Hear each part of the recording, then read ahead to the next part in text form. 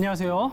성경에 기록된 하나님의 사랑을 발견하셔서 그 거룩한 백성이 되어가시고 또 살아가시는 여러분들이 되시기를 축복합니다. 쉽고도 정확하게 알차고 재미있게 하나님의 말씀을 가슴 깊이 새기는 시간, 소문난 성경교실의 김예한 목사입니다.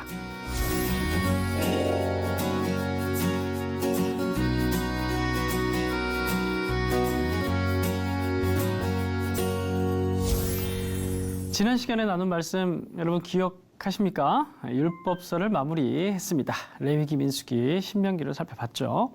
오늘 여러분들과 나눌 이야기는 신명기 역사서 첫 번째 시간이 되겠습니다. 여호수아서, 사사기, 룻기, 사무엘, 상서까지 살펴보도록 하겠습니다.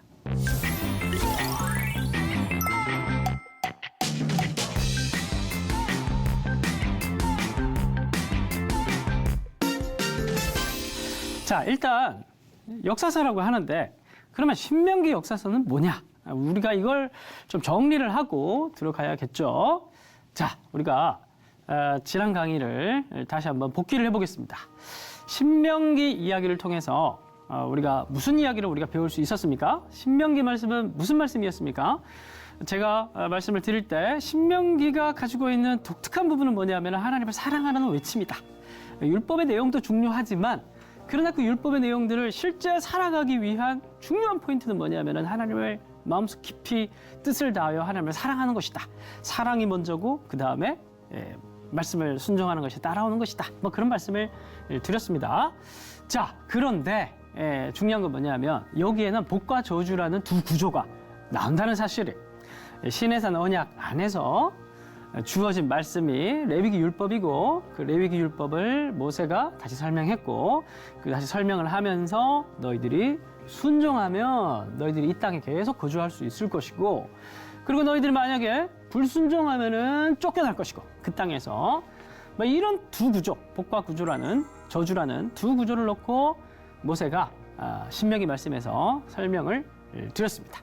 자, 그러면 이게 이제 신명기 관점이라고 한다면 이 관점에서 이스라엘의 역사를 본다고 한다면 우리가 잘 알고 있듯이 열왕기서에 가보면 북이스라엘과 남유다가 갈라지고 그리고 북이스라엘은 722년에 남유다는 586년에 멸망을 당합니다. 그러면은 멸망당한 이유를 어디에서 찾느냐? 관점이 중요하겠죠. 모든 역사가 다 물론 여러 가지 객관적 팩트는 있겠지만은 중요한 건 그 팩트들을 어떻게 정리하느냐의 관점. 그게 이제 사간의 관점 아니겠습니까? 세계관 아니겠습니까? 그러면은 이 이스라엘 역사를 정리를 할 때 멸망의 관점으로 정리를 하면은 왜 멸망했느냐? 그게 바로 이제 신명기에서 얘기를 했던 그 말씀을 지키지 않았다. 그래서 이 신명기의 눈으로 이스라엘의 멸망 역사를 반성적 차원에서 정리를 하고자 하는 게 바로 신명기 역사관이라는 거예요. 자, 그러면은 먼저 여호수아서로 한번 들어가 보도록 하겠습니다. 여호수아서는 우리가 잘 알고 있듯이 전쟁 이야기입니다. 가나안 정복 전쟁 이야기. 그러나 생각보다 정복 전쟁에 대한 본문이 많지 않아요. 이래서 12장까지 진행되고 13장부터 24장까지 딱 정확하게 절반 딱 잘랐네요. 총 24장이 있는데 반반해서 절반은 전쟁 이야기, 절반은 땅 분배 이야기. 그런데 이 분배된 땅은 얻은 땅이 아니라 앞으로 얻게 될 땅, 취하게 될 땅에 대해서 미리 분배하는 이야기가 13에서 24장까지의 이야기입니다. 자, 말씀을 드렸듯이 전쟁 이야기라고 했는데 그렇다고 해서 여호수아서가 단순히 일반적인 고대의 전쟁 이야기와는 다르겠죠. 예를 들어서 갈리아 전쟁기, 시저의 영웅적인 전쟁 영웅적인 그런 모습을 부각시켜서 이야기를 풀어냈겠죠. 그리고 호메로스나 이런 이야기들은 트로이 전쟁의 영웅들의 이야기를 이제 정리를 한 그런 전쟁 이야기입니다. 그 여호수아서는 그런 전쟁 이야기냐? 그럼 여호수아가 영웅이냐? 여호수아가 최고 사령관이 되어서 승리한 이야기를 기록한 것이냐? 그런 거 아닙니다. 완전 여호수아서도 신학적인 책이에요. 우리가 이 관점을 잊어서는 안 돼요. 그래서 우리가 여호수아서를 읽을 때 이방 민족, 특히 가나안 민족을 막 진멸하고 여러 가지 그런 잔인한 장면들도 나오고 하는데 그 여호수아서가 사실 어떻게 보면은 지금까지 기독교 역사에서 인류 역사에서 좀 잘못된 방식으로 많이 해석되어져 오기도 했었어요. 그래서 뭐 저산지를 내게 주소서 그러면서 뭔가 정복을 위한 그런 당위를 내가 정복하기 위한 그런 당위를 증거해주는 그런 구절로 사용되기도 하고 막 그랬는데 사실 여호수아서에서 핵심은 뭐냐면 순종입니다. 순종. 앞에서 봤듯이 순종하면 승리하고 불순종하면 망한다. 그 얘기를 그 단순한 얘기를 하고자 하는 게 그런 신명기적 외침을 전쟁 이야기에 적용시키고자 하는 게 그게 여호수아서의 이야기예요. 그래서 여호수아서는 출발부터가 출애굽의 이야기를 재현하고 있습니다. 이스라엘 백성들이 모압 평지에서 이제 출발을 해가지고 출애굽 2세대들이 가나안 땅에 들어가는데 가나안 땅에 들어가는데도 그냥 들어가지 않아요. 홍해가 갈라지듯이 요단강이 갈라지고 그 물이 물러가고 묻이 드러나고 이게 창세기에 나왔던 이야기고 출애굽기에 홍해 바다 건넌 이야기도 나왔던 이야기고 이스라엘 백성들이 가나안 땅에 들어갈 때도 이 이야기가 다시 나오는 거예요. 결국 이건 뭐라고 그랬죠? 지난번에 창조, 하나님의 새로운 민족의 창조, 구원의 이야기. 그 출애굽 2세대들도 하나님께서 물에서 다시 창조하는 거예요. 자기 백성으로 창조하는 이야기인 겁니다. 그래서 들어가서 그러면은 이제 전쟁을 해야 되니까 막 군사 훈련을 하고 아니면 공성전을 위해서 뭐 탑차를 만들고 뭐 그런 전쟁 준비하는 이야기가 나와야겠죠. 그런 이야기 안 나옵니다. 무슨 얘기가 나오냐면은 여리고성을 앞에 두고 할례를 받는 이야기가 나옵니다. 하나님께서 할례를 받으라. 여리고성 바로 앞에 있는데 길갈과 여리고는 멀리 떨어져 있지 않아요. 여리고에서 내려다보면 길갈이 보여요. 근데 거기에서 뭐 하라고 하냐면은 다 남자들은 두루누워서 할례를 받으라고 얘기합니다. 할례는 뭐예요? 표피를 잘라내는 이야기죠. 그러니까 이거는 이 이야기 안에는 구원의 세 살이 올라오는 새 백성이 되는 구원의 이야기예요. 구원의 이야기. 그래서 할례 받고 난 이후에는 유월절을 지키라 이렇게 얘기하죠. 이스라엘 백성들이 출애굽을 하기 전에 뭐 했습니까? 유월절 어린 양의 피를 발라가지고 먼저 구원받지 않습니까?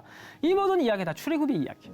출애굽의 이야기가 이제 요단강을 가르고 가나안 땅에 들어가고자 하는 출애굽 2세대들에게도 그대로 이어지고 있는 거란 거예요. 그러니까 여호수아서의 이야기는 사실 뭐 전쟁 이야기라기보다 이제 이스라엘 새롭게 출애굽한 이제 새롭게 가나안 땅으로 들어가는 그 출애굽 2세대들도 또한 출애굽 1세대들의 그런 과정들을 겪으면서 하나님 백성으로 창조되어지고 이제 가나안 땅에 들어가서 열방이 복이 되어야 하는 그런 소명으로 다시 부르심을 받는 그런 신학적인 이야기, 구원론적인 이야기가 바로 여호수아서의 이야기다라고 여러분들이 보시면 되겠습니다.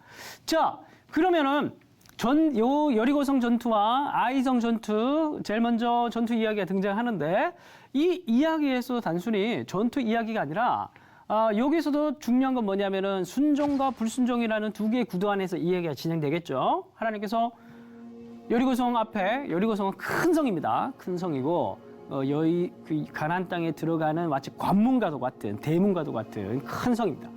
이 큰 성을 너희들이 어떻게 공략할 것인가? 하나님께서 세 가지를 요구하십니다. 첫 번째, 침묵해라. 두 번째, 성을 돌아라. 세 번째, 마지막 돌 때는 소리를 질러라. 이거랑 전투가 무슨 상관이 있습니까? 그때 당시 공성전이라고 하면은 그죠? 뭐 올라가고 밑에 흙 쌓고 그다음에 탑차 만들고 이렇게 해야 되는데 그런 거 하나도 나오지 않아요. 하나님께서는 침묵해라. 그리고 소리 질러라. 이런 거 엉뚱한 얘기를 하나님께서 요구를 하신다는 거예요. 그러니까 이거는 전쟁 얘기가 아니라 순종의 이야기.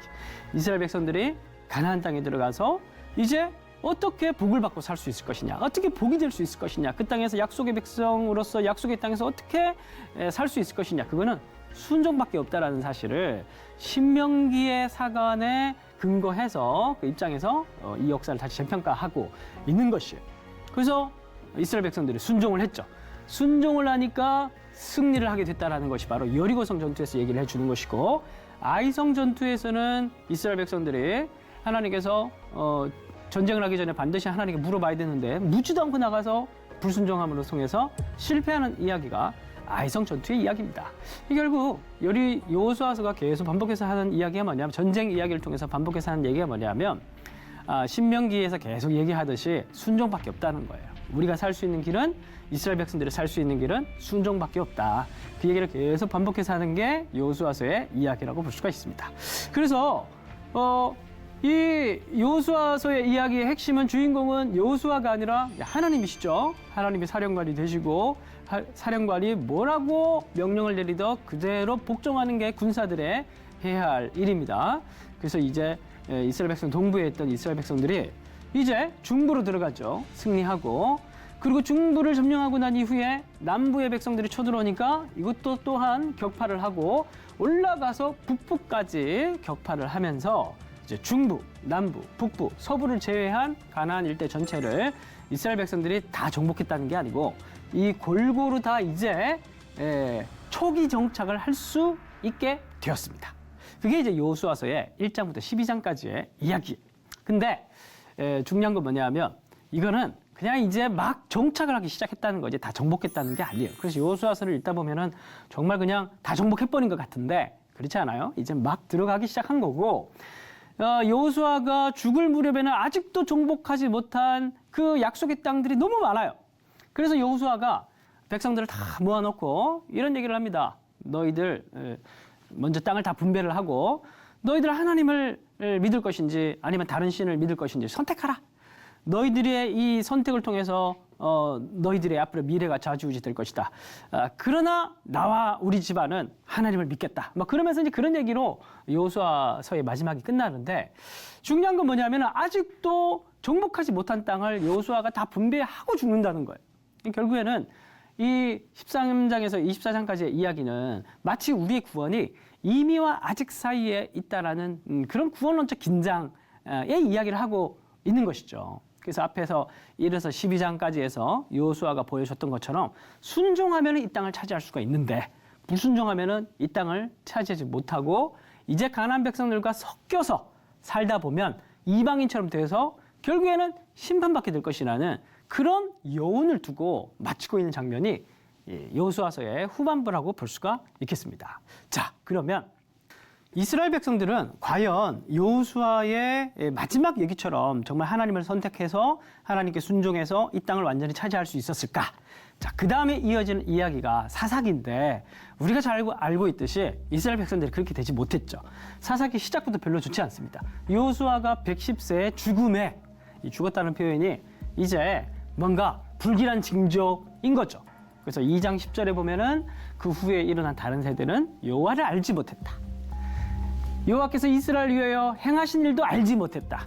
알지 못했다는 말이 반복되고 있습니다. 여러분, 이 알지 못했다라는 표현은 사사시대에 살아가던 그 백성들을 표현하는 전형적인 표현입니다. 왜냐하면 사무엘상에 가보면 사사 말기 시대죠. 홈리와 비느하스, 엘리의 제사장 홈리와 비느하스가 못된 짓을 많이 합니다. 왜 못된 짓을 많이 했냐 그 원인을 설명할 때도 홈리와 비느하스는 여호와를 알지 못하더라 이렇게 표현이 나옵니다. 그러니까 여호와를 알지 못하다라는 표현은 사사시대 백성들을 가리키는 전형적 표현이고 이것은 원인이 되기도 합니다. 그 사람들이 제대로 하나님 말씀에 순종하지 못한 원인이기도 합니다. 그렇다면 왜 이스라엘 백성들은 제대로 하나님을 알지 못했을까? 하나님께서 좀 가르쳐 주시면 안 됐나? 하나님께서 이미 이스라엘 백성들을 하나님을 잘 알 수 있는 시스템을 구축해 놓으셨어요. 그게 뭐냐면은 신명기 33장 10절을 보면 주의 법도를 야곱에게 주의 율법을 이스라엘에게 가르치며 그리고 온전한 번제를 주의 제단 위에 드리리로다. 레위인들을 두 가지의 역할을 맡기셨습니다. 첫 번째가 뭐냐면 가르치고 말씀을 가르치는 역할, 두 번째는 온전한 번제를 예배를 드리는 역할, 두 가지를 맡기셨어요. 이게 뭐냐면 또 다시 나오지만 레위인들을 통해서 이스라엘의 복이 되게 하신 거예요. 레위인을 통해서 이스라엘 백성들이 지속적으로 하나님께 가까이 나오게 만들 수 있는 제도를 하나님께서 두셨다라는 겁니다. 그러니까 이 레위인이 망가지면 이스라엘이 망가지는 거예요. 이스라엘이 망가지면 열방이 망가지는 거예요. 그래서 굉장히 중요한 부분인 겁니다. 이 하나님의 시스템이라는 것은. 그래서 흩어져서 이스라엘의 복이 되는 레위인들이 제 역할을 하지 못하니까 그러니까 이제 사사기라는 암흑기가 도래하게 된 겁니다.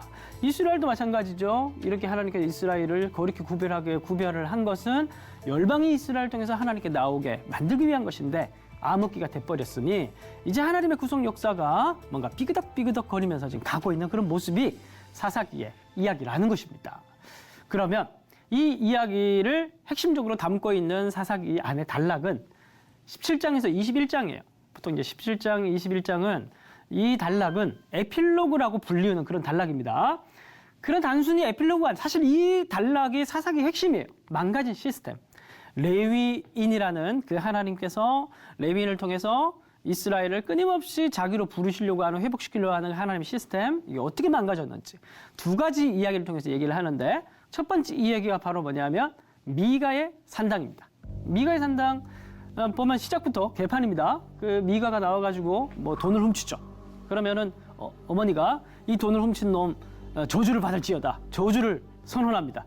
그러니까 부랴부랴 돈을 엄마에게 주면서 내가 어디서 찾았다, 자기가 훔쳐놓고, 그렇게 얘기하니까 어머니는 자기 자식이 훔친 거 알고 이 저주를 어떻게 할 길이 없잖아요, 그죠? 이미 저주를 해버렸는데, 그럼 이 돈을 하나님을 위해서 쓰자, 그러면서 뭘 하냐면은 에봇을 만듭니다. 에봇은 뭐냐, 제사장 옷이에요. 제사장 옷. 제사장 옷을 한 개인 집에, 가정집에서 만든 거예요. 예? 그리고 또 남은 돈으로 우상을 만듭니다. 그러니까 이거 완전히 시스템이 엉망이 돼버린 거예요. 제사장 시스템도 엉망이 돼버리고 하나님을 믿는 시스템도 철저히 가난화 되어버린 그런 이스라엘의 모습을 얘기를 하고 있습니다. 그러다가 누가 지나가죠? 누가 지나가냐면은 레위인 한 사람이 지나갑니다. 이 레위인은 돌아다니면 안 돼요. 이 레위인은 하나님께서 이스라엘 전역에 땅도 주지 않고 몇 개의 성읍들을 지정하셔서 성읍들에 살게 하십니다. 그러니까 나머지 다른 모든 지파들은 다 땅을 분배받았는데 레위인들은 땅을 분배받지 못했어요. 왜냐하면 하나님의 복조리개가 되어야 되니까 흩어져야 되는 거예요. 흩어져서 살면서 빛과 소금이 되어야 되는 거예요. 그런데 지정된 자리가 있는데 이 레위인은 지정된 자리에 있지 않고 막 돌아다니고 있는 자리를 이탈한 레위인 청년에 대한 이야기가 나옵니다. 그러면 이 청년을 잡아다가 미가가 뭐라고 얘기를 하냐면은 이 에봇을 입히고 우리 가정 제사장이 되달라, 이렇게 얘기를 합니다. 그리고 뭐라고 선언하냐면 이제야 우리 가정이 복을 받을 것이다, 이렇게 얘기합니다. 철저하게 무속신앙이 되어 있는 거예요. 철저하게 겉모습은 여호와 종교에 탈을 쓰고 있지만은 속속들이 들여다보면은 무속신앙의 형태를 가지고 있는 게, 이방 종교의 형태를 가지고 있는 게 사사시대의 모습이라는 겁니다. 여기에서 핵심은 뭐냐면 제사장의 자리를 이탈이에요. 그 다음에 단지파가 돌아다니다가 이 미가의 집에 있는 제사장을 데려다가 너는 한 가문의 한 가정의 제사장이 되지 말고 한 지파의 제사장이 되는 게 더 낫지 않냐, 그렇게 해서 데려가는 이야기로 끝나는 게 미가의 산당의 이야기입니다.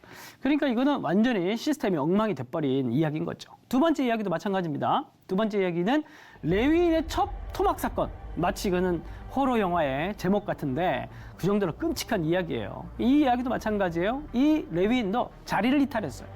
본래 자기가 있어야 될 자리에 있지 않습니다. 에브라임 산지 어디에 있었다고 하는데 거기는 레위인들이 살 수 없는 자리입니다. 근데 거기서 살았을 뿐만이 아니라 첩까지 두고 있습니다. 첩까지 두고 있고 이 첩이 바람이 났습니다.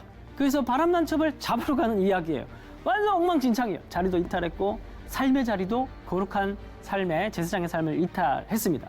그리고 첩을 데리고 오는 길에 베냐민 지파가 있는 동네에 들렀는데 또 그 못된 불안당들에게 또 못된 짓을 당합니다. 그리고 이제 첩이 죽죠. 그러니까 첩을 12토막을 내서 모든 지파에 다 뿌려버리는 이야기가 이 레위인 첩사건의 이야기. 무자비하고 무정한 레위인의 모습을 얘기하고 있습니다. 하나님 나라의 핵심 뭐라고 그랬습니까? 질서를 창조하신 하나님, 생명의 하나님이에요. 그리고 그 생명에 가까이 있어야 될 이 레위인이 생명의 가장 먼 모습을 보이고 있는 게 이 마지막 이야기의 모습이라는 거예요.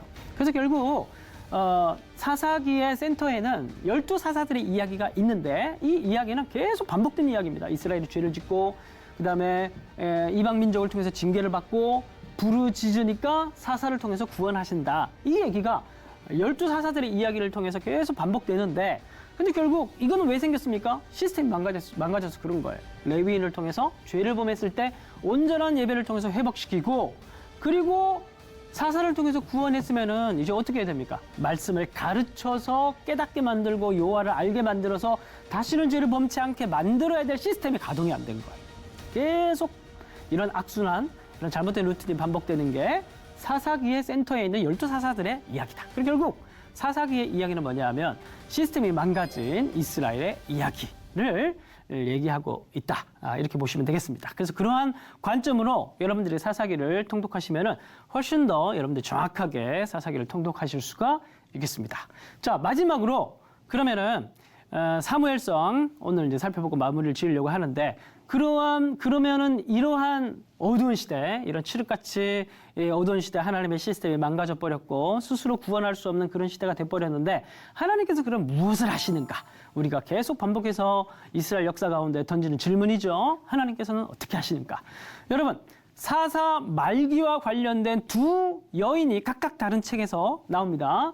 룻기에서도 룻이라는 이방년이 나오고 사무엘상 처음 시작에 한나라는 이스라엘 여인이 나옵니다. 두 여인의 특징은 뭐냐면 불임이에요. 불임. 물론 이제 룻은 나중에 아이를 낳긴 하지만 룻 같은 경우에도 자기 남편과 말론입니까? 자기 남편과 결혼을 했을 때도 십몇 년간 아기를 못 낳았어요. 나중에 이제 아기를 낳게 됐죠. 두 여인 다 불임이고 룻 같은 경우에는 이방 여인으로서 하나님 나라 백성에 들어올 수 없는 영적인 불임 상태였어요. 그런데 하나님의 헤세드, 하나님의 은혜와 능력으로 아이를 갖게 되고 은혜를 받게 되고 이 아이가 출생이 되는데 룻은 오벳을 낳고 오벳은 이새를 낳고 이새는 다윗을 낳습니다. 다윗이 출생하는 이야기. 한나 같은 경우에는 이 다윗에게 왕의 기름을 붓게 될 사무엘을 낳게 되는 이야기. 전부 다 무슨 이야기냐면 낡은 시대를 몰아내고 새로운 시대, 어둠을 몰아내고 새벽이 오게 만들 그 하나님의 이야기. 하나님께서 어떤 방식을 통해서 다윗이라는 한 사람을 통해서 어둠을 몰아내고 빛을, 새로운 아침을 불러일으킬 그 하나님의 이야기가 사무엘상의 이야기라고 보시면 되겠습니다. 자, 그런데 이 사무엘상에는 이 밤과 낮, 빛과 어둠이라는 두 개의 대조가 계속 등장합니다. 이 어둠에 속해 있는, 낡은 시대에 속해 있는 사람들이 있어요. 그 사람들이 누구냐면은 첫 번째는 엘리와 그의 아들들입니다. 두 번째는 사울 왕입니다. 그리고 또 이 반대편에는 마치 새벽 같은 사람들이 있는데 그게 사무엘이고 다윗입니다. 자, 그렇다면 빛과 어둠 이렇게 대조시키는 기준은 뭘까? 우리가 어떤 시각으로 이 사무엘상에 나오는 인물들을 대조하는 이야기를 봐야 될까? 사무엘상서의 핵심은 2장 30절이에요. 나를 존중히 여기는 자를 내가 존중히 여기고 나를 멸시하는 자를 내가 멸시하리라. 여기서 존중히 여기다라는 단어가 카바드라는 단어가 무겁게 여기다 이런 뜻이에요. 하나님을 무겁게 여기고 그리고 멸시하다는 단어는 대조되는 단어 하나님을 가볍게 여기다 이런 뜻이에요.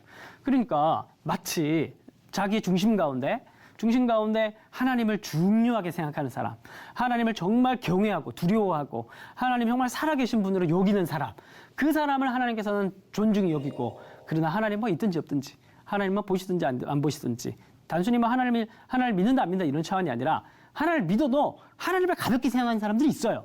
그렇게 생각하는 사람은 하나님께서 내가 경멸하겠다. 이게 핵심이고 어둠에 속한 자들이 바로 그런 특징을 가지고 있어요. 그래서 엘리의 아들들 보면 홈리와 비나스가 여호와의 제사를 멸시했다 이런 표현이 나옵니다. 가볍게 여겼다는 거예요. 그러니까 여러 가지 말로 못된 짓을 많이 하는데 이 못된 짓의 원인이 뭐냐면은 하나님이 뭐 살아 계시냐? 하나님이 살아 계신다고 하더라도 그 하나님이 내게 뭘 할 수 있는데? 이렇게 얘기하는 사람들이 홈리와 비느하스. 그리고 이스라엘 백성들 같은 경우에는 아벡 전투에서 블레셋 군사와의 전투에서 질 것 같으니까 실로에 있는 법궤를 가져다가 그것으로 우리 원수들의 손에서 구원하게 하자.